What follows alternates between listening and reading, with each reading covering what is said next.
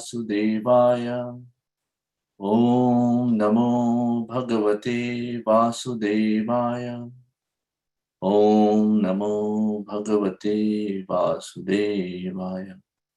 नारायणं नमस्कृत्यं नरं चैव नरोत्तमं देवीं सरस्वतीं व्यासं ततो जयमुदीरये। नष्टप्रायेषु भद्रेषु नित्यं भागवत सेवया भगवती उत्तम श्लोके भक्तिर्भवती नैष्टिकी। शृणुतां स्वकथा कृष्ण पुण्यश्रवण कीर्तन हृदयन्तस्थ ह्यभद्राणि विदुनोति सुहृत्सुताम्। We are reading from Srimad Bhagavatam, third canto, ninth chapter, verse number 34.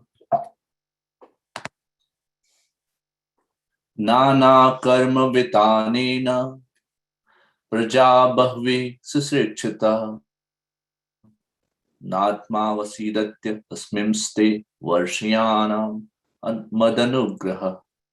Nana karma vitanena praja bahvi susrikshita नात्मा वसीदत्य अस्मिंस्ते वर्षयान् मद अनुग्रह।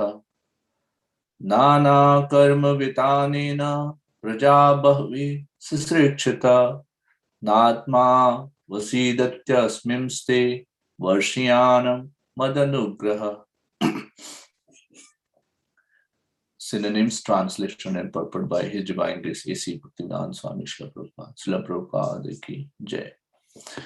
Nana karma, varieties of service. Vitanena, by expansion of. Praja, population. Bahvi, innumerable. Sushikshita, desiring to increase. Na, never. Atma, self. Avasidati, will be bereaved. Asmin, in the matter. Te, of you. Varshyan, always increasing. Mat, my. Anugraha, causeless mercy. Translation. Since you have desired to increase the population innumerably and expand your varieties of service, you shall never be deprived in this matter, because my causeless mercy upon you will always increase for all time. Purport. A pure devotee of the Lord, being cognizant of the fact of the particular time, object, and circumstances, always desires to expand the number of devotees of the Lord in various ways. Such expansions of transcendental service may appear to be material to the materialist, but factually they are expansions of the causeless mercy of the Lord towards the devotee. Plan for such activities may appear to be material activities, but they are different in potency, being engaged in the satisfaction of the transcendental senses of the Supreme. Mangalacharan for Vaka Siddhi and blessings. Om Ajnanatimidandasya Jnananjana Shalakya Chakshurmilitam Yena Tasmai Shri Guruve Namah. Namam Vishnu Padaya Krishna Pristhaya Bhutale Srimate Bhakti Vedanta Swami Nityanamine. Namaste Saraswati Deve Gauravani Vicharine Nirvishesha Shunyavadi Paschat Deshatarine Shri Chaitanya Manovistam Sthapitam Yena Bhutale Swayam Rupa Kadamahyam Dadati Swapadantikam Vandeham Shri Guru Sri Jatapadakamalam Shri Gurun Vaishnavamscha Shri Rupam Sagrajatam Sahagana Raghunathanvitam Tam Sajivam Sadvaitam Savadutam Parijana Sahitam Shri Krishna Chaitanya Devam Shri Radha Krishna Padan Sahagana Lalita Shri Vishakhan Vitamsya He Krishna Karuna Sindhu Deenabandhu Jagatpate Gopesha Gopika Kanta Radha Kanta Namastute Tapta Kanchana Gaurangi Shri Radhe Vrindavaneshwari Vikavanu Sute Devi Pranamami Hari Priye Vancha Kalpataru Vescha Kripa Sindhu Bhyevacha पतितानां पावनेभ्यो वैष्णवेभ्यो नमो नमः। श्री कृष्ण चैतन्य प्रभु नित्यानंद, श्री अद्वैत गदाधर श्रीवासादि गौर भक्त वृंद, हरे कृष्ण कृष्ण कृष्ण हरे हरे, हरे Ram Ram Ram Hare Hare. Hare Krishna. First of all, I would like to pay my humble obeisances to this August assembly of Vaishnavas, from whom I learn every day, and I seek their shelter, that I can speak something which will add value to this hour. Also, humbly seek blessing of His Grace Madhupati Prabhu for giving me opportunity and His blessings and empowering me so that I can do some study and I can purify myself. These are simple messages which I'm going to convey, which are told by different acharyas, Vaishnavas, which I've been so blessed to get in association with, get connected to because of the mercy of Srila Prabhupada. And I pray that I get some realization, saying things without any realization, just saying like a parrot, repeating the words. This is a wonderful verse where Sri Bhagavan is talking to Brahmaji, answering his prayers. Yesterday, very nicely, His Grace Himeshwar Prabhu explained that how Krishna is answering his verses, and then in that story he spoke about Bilwa Mangal Thakur, touched my heart. Such a wonderful, how committed, how devoted he was, that he pricked his eyes because his senses were coming as a hindrance in the connecting with Krishna. Now,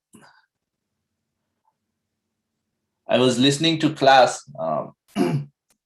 and there His Holiness Umapad Maharaj was saying, he was saying a very wonderful point. What he said was that we are practicing devotees. Now here we are talking about a verse where Krishna is giving his causeless mercy, his anugraha. He's saying, Mat anugraha, you'll have my causeless mercy, due to which you're, you will always, you'll never be deprived of, this matter. Which matter? That varieties of services you can do. And I'm giving you my causeless mercy. But Maharaj was making such a wonderful point that here it's a siddha. He's at the mature stage. Brahmaji is at the mature stage of his service. He did his austerities, and through that he got his, he's getting the message directly from Krishna. But he was saying, and it was very comforting, the point he made was that we are practicing. I'm practicing devotee, and then I'm doing these services with so many trutis, so many mistakes every day in, day out. But bhakti is so nice that even in this stage of practicing, being a practicing devotee, we get the full mark of being a bhakta. We get just by thinking about a service, not what to speak of when we are doing, actually engaged, but even about thinking about a service called manah seva, we get equal benefit. How wonderful is Krishna, that he's giving us this full credit. Generally, if we see that if a practitioner, for example, a doctor is trying to hone up his skills, trying to become, going through the school, college, and then studying, um, doctor doesn't get paid for, unless reaches a mature stage, it's certified that yes, you're a certified doctor now. Go ahead, and then now you go ahead and do your practice, and you can charge people. So the payment is coming at the only after a maturity, only after a mature stage. But that's not the case with devotional service. In devotional service, even when we are, our japa may not be perfect, but just by that endeavor, waking up early, trying to do 16 rounds, no, uh, trying to follow the regulative principles, just in that practicing stage, without reaching the maturity, we are getting this benefit, all the benefits of bhakti. So how wonderful is Krishna? And that's where this mat anugraha word is very important. Okay? Then another important word here is sisrikchita, desiring to increase. So it's a service which for which Lord Brahma is empowered. He's Prajapati, so he's going to first he got the empowerment, and now he prayed to Krishna that please bless me so that I can use this potency which I have received in your service. Okay? That's such a humble mode. And then now he is getting the blessing. And here we can understand, and before we actually go to Lord Brahma, we can see that Krishna can do anything. That's even without being face to face, he's able to give this message in the heart of Lord Brahma. So when we offer to Krishna, Krishna's any senses can be replaced by any other senses, or any sense of Krishna is capable of doing the work of any senses. For example, he can eat with eyes, he can impregnate by glance. When we offer our bhoga in front of Krishna, we should never think that, oh, this is just a ritual we are doing. Okay? And we have so many stories where bhakta is actually insisting on Krishna to please, I've offered this bhoga, and then please accept it. And then Krishna comes out of the altar and then he eats it. Okay? And it all depends on the level of faith and sincerity we have. Okay? We should, but the point here is that Krishna can do anything with any senses. Okay? And then that's why we should not think that when we are serving Krishna, we are when we are offering, it's just a matter of practice, that we did it in front of Krishna, and then we put it in front of Krishna, chanted few mantras, and that's a ritual. And then no, our mind should be, Krishna is actually accepting it with his eyes. He's looking at it. Now the point may come that that's just a picture or a statue or an idol. Are we doing idol worship? And Prabhupada has very wonderfully explained it, that that's not actually idol worship. It's actual Krishna, and he has appeared in an Archa Vigraha form so that we can render our services and purify ourselves, our senses. Now, this is where it becomes very difficult for those who are actually Nirakar Swarup, the formless Brahma Jyoti they aspire to. It becomes very difficult. How do you render service to a just a light? No, you cannot. And that's why Mayavadis have so much difficulty in making progress on the path of bhakti. Because how do you service provide your services to a effulgence? It's not possible. No. Now, this Archa Vigraha form, Prabhupada, very nicely gives analogy so that we can understand that this Archa Vigraha form is not idol worship, because just like a post box, which is authorized by the postal department, when we put a letter in it, it can take the letter to its destination. But if we put our letter in any other box, it will not reach to the destination because it's not authorized. Similarly, Archa Vigraha form of Krishna is actually authenticated, authorized, and that's why it accepts the service. Okay. So with this analogy, you can understand. Another example of Krishna being able to do anything with any senses. We know the story of Varadev, that how when he saved earth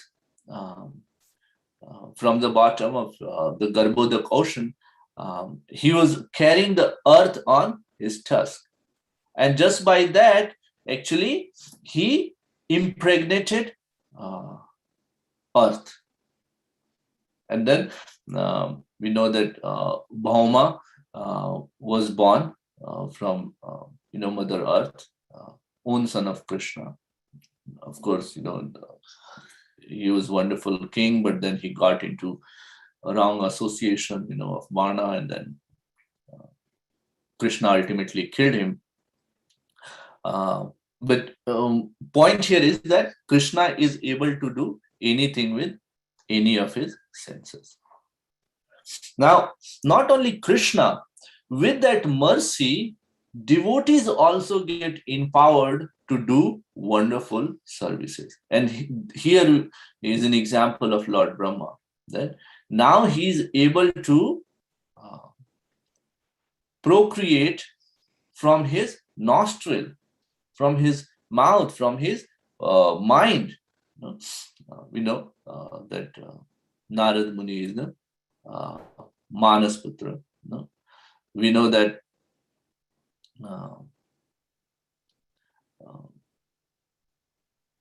Varadev came from the nostrils of Lord Brahma.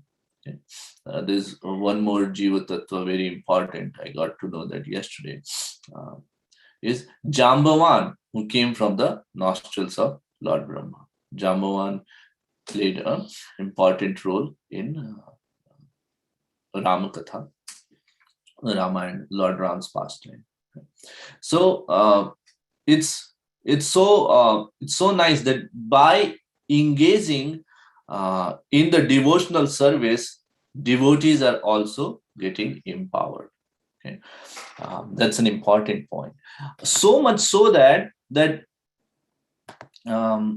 this is something which in Philip Rathyatra Kadam Kanan Maharaj was sharing during question and answer, that Narada Muni, he's so generally our heart is known by Krishna. He is situated there as Paramatma, and then he knows, he can read our heart. But Narad Muni, by his devotional service, is so much empowered that he can also know the thoughts, the heart of people. Okay. Look at that empowerment. By that actually potency, Narad Muni guided so many devotees. He got to know, for example, Dhruva Maharaj, what he's thinking in his heart, and he actually first tested him. He appeared before him, and then tested him that is he really determined to, have Krishna's darshan.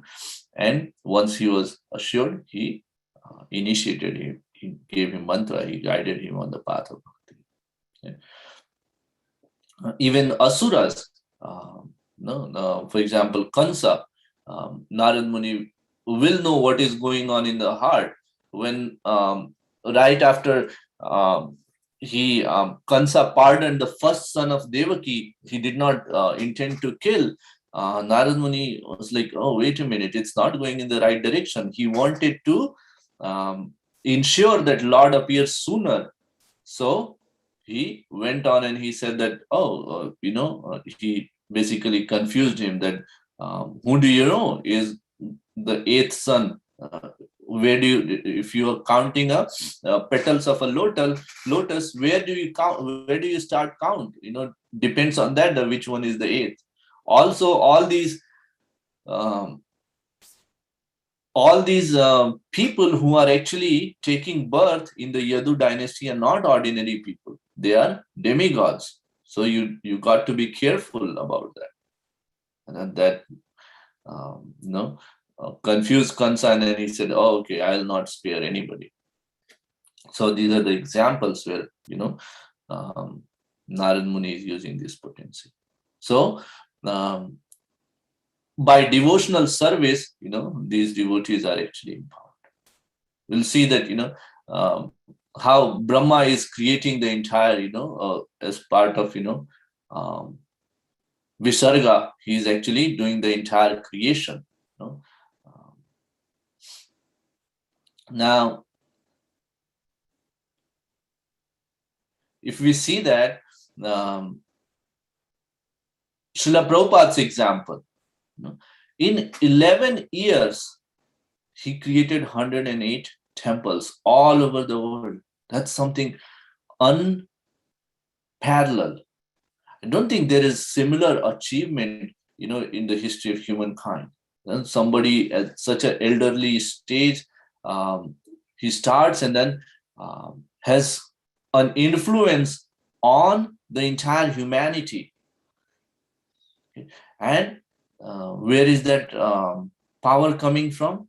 It's coming from the faith on the words of his Guru Maharaj, the faith on the instructions of his Guru Maharaj. Yeah. So this is something how we understand that how powerful bhakti is, and how we are actually just in the practicing stage. We are getting this benefits, the full marks, the full benefit. Now, the next part comes is that when we are actually performing this bhakti, we get some kind of labha, puja and pratishtha. And that's something which we have to be careful about. Prabhupada says that there's danger even on the royal road. That depending on, we cannot, even if it's a royal road, you got to be careful when you are driving, at what speed you're driving, and you have to watch out for impediments, you have to watch out for obstacles, and then you have to watch out for doing mistakes. Okay. So when we perform this devotional service, we are of course getting the benefit, but at the same time, it is something which is putting us in a position where, in a distinct position, where other people, the society will see that, oh, this is a pure man, oh, this is a person of principles, this is a person of integrity, okay, and put more faith. And we see that how some people actually, a few years back, there are many examples of so-called babas deviating from the path and taking advantage. So we have to be careful about that. That we want to be in the humble stage and take it as an opportunity where we are grateful for our acharyas for giving us this opportunity and guiding us on the path. If we don't do that, then we tend to commit mistakes. And there are so many examples given in our Shastra where devotees actually commit mistake. You know, for example, Daksha Prajapati, he committed mistake against Lord Shiva. Yeah? Um, so even we see example of Kashyap Muni. He also committed few mistakes. From there, he got Hiranyakshar, Hiranyakashipu as progeny, and yeah, we have to be very careful about uh, when we have this opportunity, especially around. And our special care should be against the Vaishnava aparad. That's described as a mad elephant entering into a garden and will destroy the entire uh, garden. There's an example of Pundarik Vidyanidhi, and this is very important. This story. Let's see time. So Pundarik Vidyanidhi is actually a disciple of Madhavendra Puri, and he's a wonderful Vaishnava. And one time, and he's actually incarnation of Vrishabhanu, Radharani's father, Vrishabhanu. So when he comes in Chaitanya Leela, Mukunda Prabhu takes him to Gadadhar Pandit, and but when they meet, he had Pundarik Vidyanidhi had disguised himself, as a worldly person, and was chewing pan, was on a very expensive clothing. And when Gadadhar Pandit saw, he doesn't look like Vaishnava. Okay, but that's where we have to be careful about, because Vaishnava's actions are very mysterious, and we cannot judge by our ordinary eyes. So in his mind, he did this aparad, Gadadhar Pandit. But when Mukunda Prabhu started chanting the verses of Srimad Bhagavatam, suddenly Pundarik Vidyanidhi showed examples of or the signs of a pure devotee. He went into samadhi, and Gadadhar Pandit could notice, and then he was very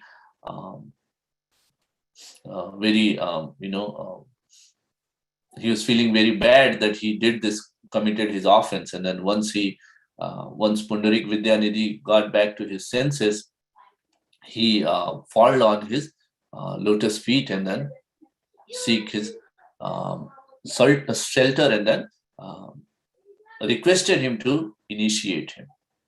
So that's how Gadadhar Pandit actually became disciple of Pundarik Vidyanidhi. And you also know that Gadadhar Pandit is actually expansion of Radharani. From that angle, he is actually connecting to his father figure, Vrishabhanu. So that connection was also established. But yes, so we have to be very, very careful about this Vaishnava. So those 4 things we discussed about. Quickly, so about time, so I'll quickly recount those. First is that Krishna can do anything. any of his senses. And so can his devotees, with the empowerment, with the faith, devotional service. And when they do that, we have to guard against the offenses, and primarily on the Vaishnava. So that I'd like to stop here. It's time. Any questions, comments, you can take up in Nityam Bhagavad Seva. Madhupati Prabhu, over to you. Thank you very much, Akhilesh Krsna. Yep. We'd like to wish you all a safe and Krishna conscious day ahead. And we'd like to offer our prayers to the Supreme Lord by chanting 3 times Hare Krishna, Hare Krishna, Krishna, Krishna, Hare Hare, Hare Rama, Hare Rama, Rama Rama, Hare Hare. Hare Hare Krishna, Krishna, Hare Krishna, Krishna Krishna, Hare Hare. Hare Rama, Rama Rama, Hare Hare. Hare Krishna, Krishna Krishna, Hare Hare. Hare Rama, Rama Rama, Hare Hare. Jai Nrsimha, Jai Nrsimha, Praladesha, Jaya Padma Bringam, Ugram Veeram Mahavishram, Jalantam Sarto Mukham, Narsingha Bhishanam Bhadram, Mrityam Namamyaham. Nrsimha Bhagwan, Bhagwan ki Jai, Prahlad Maharaj ki Jai. Let us offer our with all the assembled Vaishnavas. Vancha Kalpatarubhyasya kripa sindhubheva cha patitanam pavanebhyo Vaishnavebhyo namo namah. Vaishnavrinda ki jai, Srimad Bhagavatam ki jai, ki jai, Hari Hari. Thank you, Akhilesh Krishna. Thank you, Hare. Prabhuji. Thank you, everyone. Hare Krishna. Thank you, Hare Prabhuji. Krishna. Thank you. Hari Bol. Yeah.